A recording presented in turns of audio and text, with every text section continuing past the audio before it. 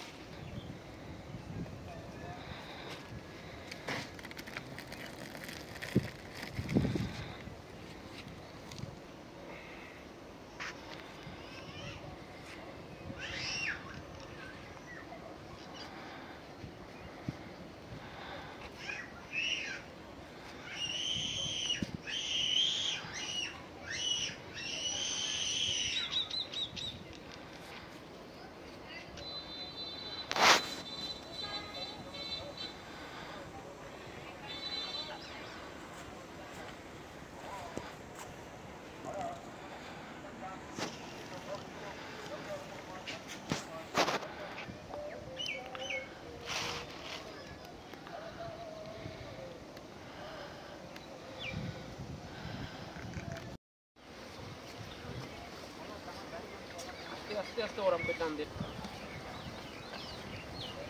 টান দাও একটু।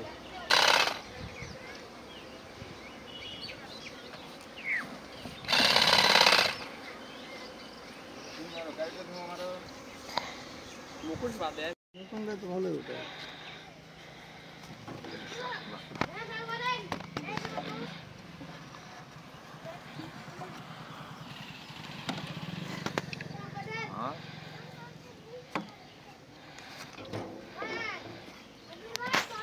এই তোমাদের কাজ হইলে চলো আমরা যা ট্রেন ধরি।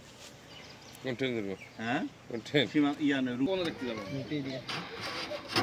হাডিন ব্রিজ বাক্সে লালু। হ্যাঁ আমি খাই